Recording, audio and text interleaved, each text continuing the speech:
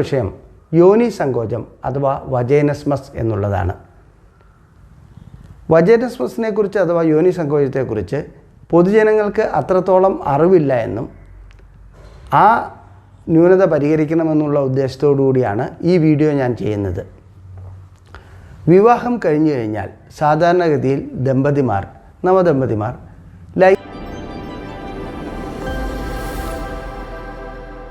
ഞാൻ ഡോക്ടർ അജയൻ വർഗീസ്, കുന്നമംഗലം പന്തീർപ്പാടത്തുള്ള institute of sexual and reproductive medicine എന്ന സ്ഥാപനത്തിൻ്റെ ഡയറക്ടറാണ്. ISRMലേക്ക് സ്വാഗതം. വിഷയം യോനി സങ്കോചം അഥവാ വജൈനസ്മസ് എന്നുള്ളതാണ്. വജൈനസ്മസിനെ കുറിച്ച് അഥവാ യോനി സങ്കോചത്തെക്കുറിച്ച് പൊതുജനങ്ങൾക്ക് അത്രത്തോളം അറിവില്ല എന്നും ആ ന്യൂനത പരിഹരിക്കണമെന്നുള്ള ഉദ്ദേശത്തോടു കൂടിയാണ് ഈ വീഡിയോ ഞാൻ ചെയ്യുന്നത്. വിവാഹം കഴിഞ്ഞു കഴിഞ്ഞാൽ സാധാരണഗതിയിൽ നവദമ്പതിമാർ ലൈംഗിക ബന്ധത്തിലേർപ്പെടും എന്നുള്ളത് ഒരു സ്വാഭാവിക പ്രക്രിയ മാത്രമാണ്. എന്നാൽ പുരുഷൻ്റേതായോ സ്ത്രീകളുടേതായോ ചില പ്രശ്നങ്ങൾ കൊണ്ട്, അതായത് വരൻ്റെയോ വധുവിൻ്റെയോ പ്രശ്നങ്ങൾ കൊണ്ട് ലൈംഗിക ബന്ധത്തിൽ ഏർപ്പെടാൻ കഴിയാത്ത വ്യക്തികളുണ്ടാകാറുണ്ട്. ഇതിൽ ഏറ്റവും പ്രധാനപ്പെട്ട ഒരു വിഷയമാണ് വജൈനസ്മസ് അഥവാ യോനി സങ്കോചം. സ്ത്രീ സംബന്ധമായ പ്രശ്നങ്ങളിൽ ഏറ്റവും കൂടുതൽ കണ്ടുവരുന്നതും യോനി സങ്കോചം തന്നെയാണ്. അപ്പോൾ എന്താണ് യോനി സങ്കോചം? ഇതൊരു ഗൈനക്കോളജിക്കൽ ഡിസോർഡറാണോ അതോ സൈക്കോളജിക്കൽ ഡിസോർഡറാണോ? ഇതൊരു മാനസിക പ്രശ്നം തന്നെയാണ്, ഒരു ഭയപ്പാടാണ്, അഥവാ ഒരു ഫോബിയ. നമുക്ക് ചില കുട്ടികൾക്ക് പാറ്റയെ കാണുമ്പോൾ, പിന്നെ അതുപോലുള്ള ചില ജീവികളെ കാണുമ്പോൾ, പല്ലിയെ കാണുമ്പോൾ ഭയപ്പാടുണ്ടാകാറുണ്ട്. അവർ ഭയചകിതരാകാറുണ്ട്.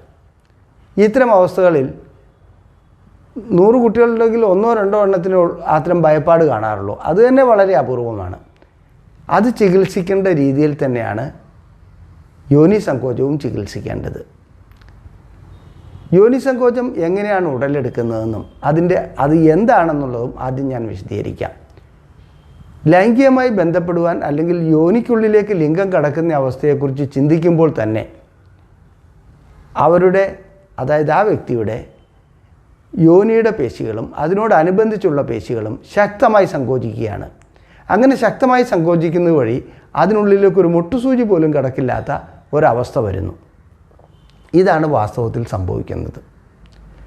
ഇത് എങ്ങനെ ഉടലെടുക്കുന്നു എന്ന് ചോദിച്ചാൽ, വിവാഹം കഴിഞ്ഞ സ്ത്രീകളോ അല്ലെങ്കിൽ കൂട്ടുകാരികളോ ചേച്ചിമാരോ ആരെങ്കിലും ലൈംഗിക ബന്ധത്തെക്കുറിച്ച് ആദ്യമായി ഒരു വിവരണം നൽകുമ്പോൾ ചില തെറ്റായ ധാരണകൾ കുട്ടികളിൽ ജനിപ്പിക്കാറുണ്ട്. എപ്പോൾ ലിംഗം യോനിക്കുള്ളിലേക്ക് കിടക്കുന്നു, ആദ്യ രാത്രിയിൽ ചോര കൊണ്ടുള്ള ഒരു കളിയാണ്. അവിടെ ഭയങ്കര വേദന അനുഭവപ്പെടും, വല്ലാത്ത ബുദ്ധിമുട്ടുകളുണ്ടാകും, നീറ്റലാണ്, പുകച്ചിലാണ്. ഈ രീതിയിൽ ഒരു ക്ലാസ് എടുത്തു കൊടുക്കുന്ന ചേച്ചിമാരും ചില അനുഭവ സ്ത്രീകളുമുണ്ട്, അതായത് അനുഭവസ്ഥരായിട്ടുള്ള സ്ത്രീകളും. അവരെ സംബന്ധിച്ചിടത്തോളം അവരവരുടെ കാര്യങ്ങൾ കുറച്ച് എക്സാജറേറ്റഡ് ആയിട്ട് പറയുകയാണ് ചെയ്യുന്നത് പക്ഷേ ഇത് ഈ വ്യക്തിയിലുണ്ടാക്കുന്ന ആഘാതം, മാനസിക ആഘാതം വളരെ വലുതാണ്. അദ്ദേഹം ലൈംഗികമായി ബന്ധപ്പെടുന്നതിനെക്കുറിച്ച് ചിന്തിക്കുമ്പോൾ തന്നെ ഈ ചോര വരുന്നതിനെക്കുറിച്ചും മുറിവുണ്ടാകുന്നതിനെക്കുറിച്ചും അല്ലെങ്കിൽ വേദന അനുഭവപ്പെടുന്നതിനെക്കുറിച്ചും മാത്രമായിരിക്കും ചിന്തിക്കുക. അപ്പോൾ ഇല്ലാത്ത വേദന അവിടെ അനുഭവപ്പെടുന്നത് പോലെ തോന്നും, ചോര വരുന്നതിനെക്കുറിച്ചുള്ള ഭയപ്പാടുണ്ടാവും. അപ്പോൾ ഇതൊരു ഫോബിയയാണ്. ഈ ഫോബിയ എങ്ങനെ മാറ്റിയെടുക്കാം? ഗൈനക്കോളജിസ്റ്റുകളെ സംബന്ധിച്ചിടത്തോളം ഈ ചികിത്സ നൽകുക എന്നുള്ളത് അത്ര പ്രായോഗികമായ ഒരു കാര്യമല്ല. എന്നാൽ വിദഗ്ധരായ ഗൈനക്കോളജിസ്റ്റുകൾ സൈക്കോതെറാപ്പിയുടെ സഹായത്തോടു കൂടി ഇതിൻ്റെ ചികിത്സ നൽകുന്നുമുണ്ട്. ISRMൽ, അതായത് സെക്സോളജി ക്ലിനിക്കിൽ ഞങ്ങൾ നൽകുന്ന ചികിത്സകളെക്കുറിച്ച് ഞാൻ കുറച്ച് വിശദീകരിക്കാം. ഞാൻ തുടക്കത്തിൽ തന്നെ പറഞ്ഞു കഴിഞ്ഞു, ഇതൊരു ഭയപ്പാടാണ്. അപ്പോൾ ഭയപ്പാട് മാറ്റുന്നതിന് നാം സാധാരണഗതിയിൽ ചെയ്യാറുള്ളത് എന്താണ്? 2 രീതിയിലുള്ള മെത്തേഡ് നമുക്ക് സ്വീകരിക്കാം. ഒന്ന് ഫ്ലഡിങ്, അതായത് എവിടെയാണോ ഭയം അങ്ങോട്ട് വലിച്ചെറിയുക. പാറ്റയെ പേടിയുള്ള ഒരു കുട്ടിയെ പാറ്റ നിറച്ചുമുള്ള ഒരു മുറിയിലേക്ക് കൊണ്ടിരുത്തുകയും വാതിലടയ്ക്കുകയും ചെയ്യുകയാണെങ്കിൽ കുട്ടി ഭയചകിതയായി ഓടി നടക്കും. ഇതൊക്കെ ശരിയാണ്. അവസാനം ഏതെങ്കിലും മൂലയിലിരിക്കും. ഒരു അവസ്ഥ കഴിയുന്നതോടുകൂടി, ഒരു പർട്ടിക്കുലർ അവസ്ഥ കഴിയുന്നതോടുകൂടി കുട്ടി പാറ്റയുമായി ഇണങ്ങുന്ന ഒരവസ്ഥ ഉണ്ടാകുന്നുണ്ട്. ഇതൊരു ക്രൂരമായ ഇടപാടാണ്. കുട്ടിക്ക് മാനസികമായിട്ട് ക്ഷതങ്ങൾ നൽകുന്ന ഒരു ചികിത്സാ രീതിയാണ്. അടുത്തത് പ്രോഗ്രസീവ് ഡീസെൻസിറ്റൈസേഷൻ എന്നൊരു മെത്തേഡാണ്. അതെങ്ങനെയാണ് ഈ ഡീസെൻസിറ്റൈസേഷൻ? ആ ഭയപ്പാടിനെ നമ്മൾ കുറച്ചുകൊണ്ട് വരിക. കുട്ടിയെ ഒരു വശത്ത് ഇരുത്തുന്നു, ദൂരെ ഒരു വശത്ത് ഒരു പാറ്റയും ഒരു കുട്ടിക്ക് ഇഷ്ടമുള്ള ഒരു മിഠായി, കാഡ്ബറീസോ അല്ലെങ്കിൽ ചോക്ലേറ്റോ എന്തെങ്കിലും വയ്ക്കുന്നു. ഇതിൻ്റെ രണ്ടിനെയും തുല്യമായ അകലം നിലനിർത്തിക്കൊണ്ട് കുട്ടിയെ കാഡ്ബറീസിലേക്കോ പാറ്റയിലേക്കോ മാറി മാറി നോക്കാൻ നിർദ്ദേശിക്കുന്നു. മെല്ലെ മെല്ലെ പാറ്റയുടെ അകലം അടുത്ത് കുട്ടി അറിയാതെ കൊണ്ടുപോവുകയും കാഡ്ബറീസ് മെല്ലെ പുറകോട്ട് കൊണ്ടുപോവുകയും ചെയ്യുകയാണെങ്കിൽ കുട്ടിക്ക് മെല്ലെ പാറ്റയോടുള്ള ആ ഭയപ്പാട്, ആ ഫോബിയ കുറഞ്ഞു വരുന്നതായി കാണാം. ഇത് വളരെ സൂക്ഷിച്ച് ചെയ്യേണ്ട ഒരു ഇടപാടാണ്. അല്ലെങ്കിൽ അവസാനം കുട്ടിക്ക് കാഡ്ബറീസിനോട് കൂടി അല്ലെങ്കിൽ ഈ ചോക്ലേറ്റിനോട് ഭയപ്പാടുണ്ടാകുന്ന ഒരു അവസ്ഥ സൃഷ്ടിക്കാൻ കഴിയും. വളരെ ശ്രദ്ധാപൂർവം ചെയ്യേണ്ട ഒരു ചികിത്സയാണിത്. ലൈംഗിക കാര്യത്തിൽ ഈ രീതിയിലുള്ള ഒരു പരീക്ഷണം നടത്തി വിജയിച്ച ഒരു മെത്തേഡ് ISRMലുണ്ട്. അതെങ്ങനെയാണെന്നുള്ളത് മനസ്സിലാക്കാം.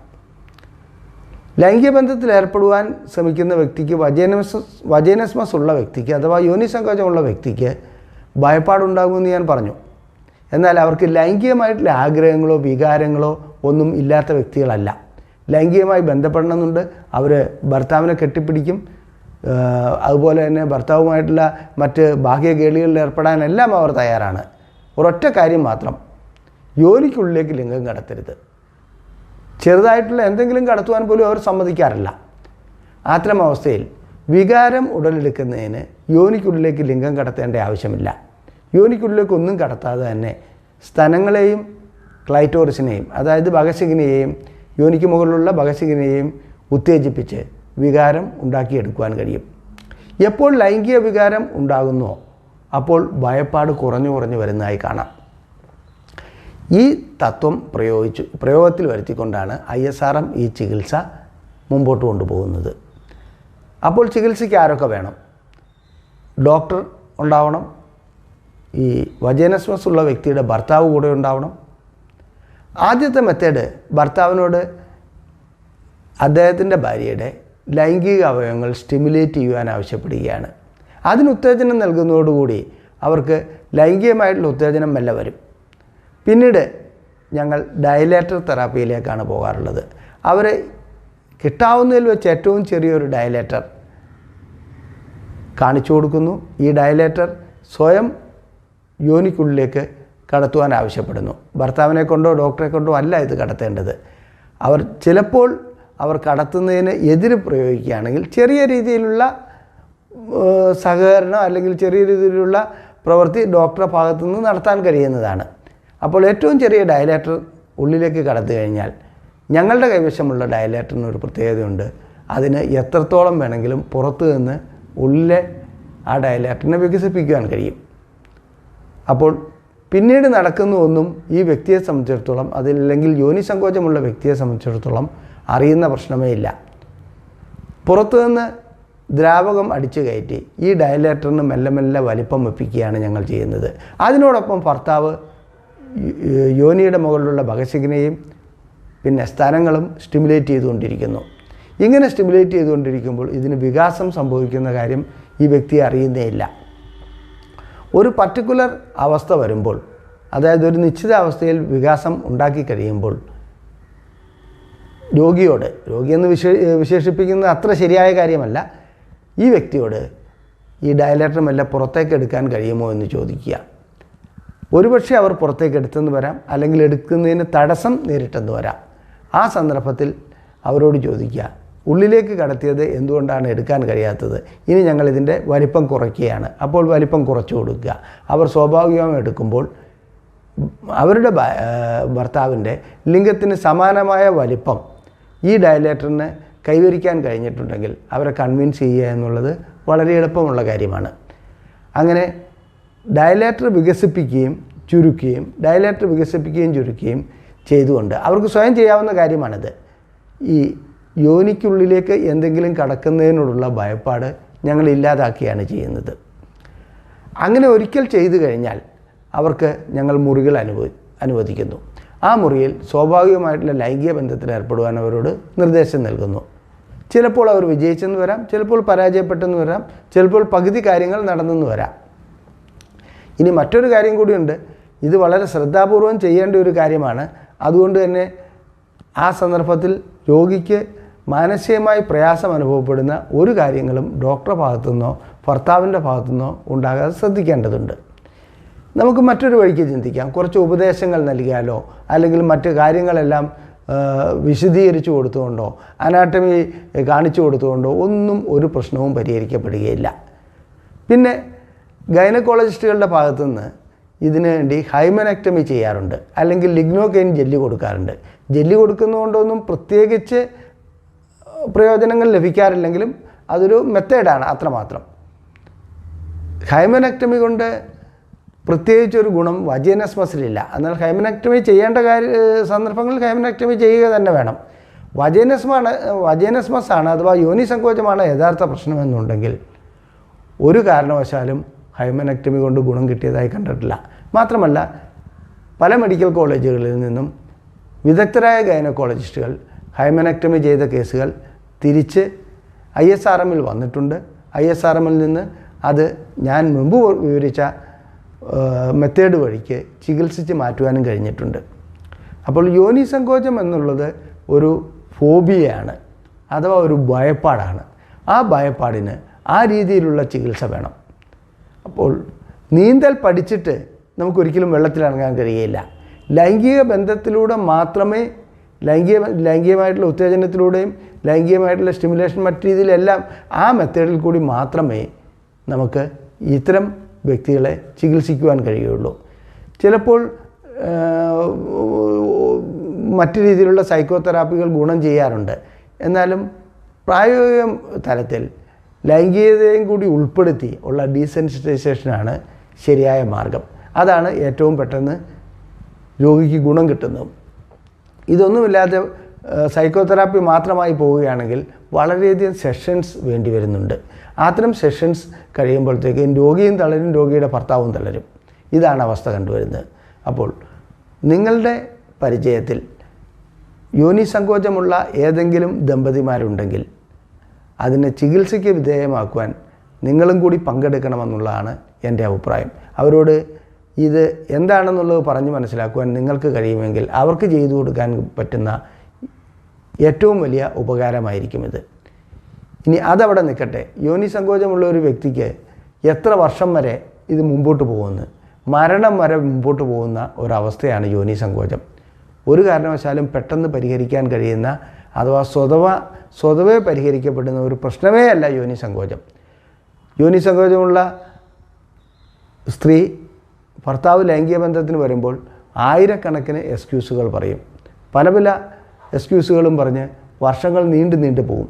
12 വർഷം കഴിഞ്ഞിട്ട് വിവാഹം കഴിഞ്ഞിട്ട് 12 വർഷമായ ദമ്പതിമാരെ ചികിത്സിക്കുവാനുള്ള ഭാഗ്യം എനിക്ക് ലഭിച്ചിട്ടുണ്ട്. അവരിന്ന് 2 കുട്ടികളുമായി സന്തോഷത്തോടെ ജീവിക്കുന്നു. 8 വർഷം കഴിഞ്ഞിട്ടുള്ള ഒരു ദമ്പതിമാരെയും ഞാൻ ചികിത്സിച്ചിട്ടുണ്ട്. ഇത്തരം കേസുകളിലെല്ലാം മനസ്സിലാക്കേണ്ടത് യോനി സങ്കോചത്തിനുള്ള ചികിത്സ അത് അതിൻ്റേതായ വഴിക്ക് ചെയ്യുന്നില്ലെങ്കിൽ ലൈംഗിക ബന്ധം ഒരിക്കലും സാധ്യമാവുകയില്ല, സ്വതവേ സാധ്യമാകുകയില്ല എന്ന് ഞാൻ ഉറപ്പിച്ച് പറയുന്നു. ഇനി പ്രായം 45 വയസ്സ് കഴിഞ്ഞ ഒരു സ്ത്രീ, അതുവരെ അവർ വിവാഹം കഴിച്ചിട്ടേ ഇല്ല. ഈ പ്രശ്നങ്ങൾ കൊണ്ടാണോ എന്നുള്ളത് ചോദിച്ചാൽ പകുതി ഇതൊക്കെയാണ് ലൈംഗിക ബന്ധത്തിന് ഭയപ്പാട് കൊണ്ടാണ്. 45-ാമത്തെ വയസ്സിൽ 52 വയസ്സുള്ള ഒരു വ്യക്തിയെ വിവാഹം കഴിക്കുന്നു. അവർ യോനി സങ്കോചം സ്വാഭാവികമായും മാറേണ്ടതല്ലേ? പുരുഷൻ 2ാം വിവാഹക്കാരനാണ്. അദ്ദേഹം നിരാശയോടുകൂടി ISRMൽ കൊണ്ടുവരികയുണ്ടായി. അതിനുശേഷം അവർക്കും ഇതേ രീതിയിലുള്ള ചികിത്സ നടത്തി അവരെ കൺസുമേറ്റ് ചെയ്യിപ്പിക്കുവാൻ അഥവാ ലൈംഗിക ബന്ധത്തിൽ ഏർപ്പെടുത്തുവാൻ ഞങ്ങൾക്ക് കഴിയുകയുണ്ടായി. അതുകൊണ്ട് യോനി സങ്കോചം വളരെ അപൂർവമായി കാണപ്പെടുന്ന ഒരവസ്ഥയാണെങ്കിൽ കൂടി അതിൻ്റെ രീതിയിലുള്ള ചികിത്സ നൽകേണ്ടതുണ്ട്. അത്തരം ചികിത്സ നൽകുവാൻ നാം തയ്യാറാവണം. തയ്യാറായില്ലെങ്കിൽ ആജീവനാന്തം ലൈംഗിക ബന്ധമില്ലാതെ അവരങ്ങനെ കഴിഞ്ഞുകൂടും. യോനി സങ്കോചം പോലെ തന്നെയുള്ള മറ്റ് പല പ്രശ്നങ്ങളും വിവാഹം കഴിഞ്ഞതിന് ശേഷം ലൈംഗിക ബന്ധം ഉണ്ടാകാതിരിക്കുവാൻ കാരണമാകാറുണ്ട്. ഇനി അതിലൊന്നാണ് ഡിസ്പെരൂനിയ. ഡിസ്പെരൂനിയ എന്ന് പറയുമ്പോൾ യോനിക്കുള്ളിലേക്ക് എന്തെങ്കിലും കിടക്കുമ്പോൾ വേദന വരുന്നതാണ്. അത് സാധാരണഗതിയിൽ കണ്ടുവരുന്ന ഏതെങ്കിലും ഇൻഫെക്ഷൻ അങ്ങനെയുള്ള പ്രശ്നങ്ങൾ കൊണ്ട് ആണ്. എന്നിരുന്നാലും ഒരു കാര്യം മനസ്സിലാക്കണം, ഏത് വേദനയും വജൈനസ്മസിലേക്ക് വഴിതിരിഞ്ഞ് വരാറുണ്ട്. വജൈനസ്മസ് വേദനയുണ്ടാക്കും, വേദനയുള്ള അവസ്ഥ വജൈനസ്മസിലേക്കും വരും. അതുകൊണ്ട് ഇത്തരം കാര്യങ്ങൾ ഏതാണെന്ന് നിർണയിച്ച് അതിനനുസരിച്ചുള്ള ചികിത്സ നൽകുവാൻ ഒരു ഡോക്ടറും അതുപോലെ തന്നെ സൈക്കോളജിസ്റ്റിൻ്റെയും ഒരുമിച്ചുള്ള പ്രവർത്തനം ആവശ്യമാണ്.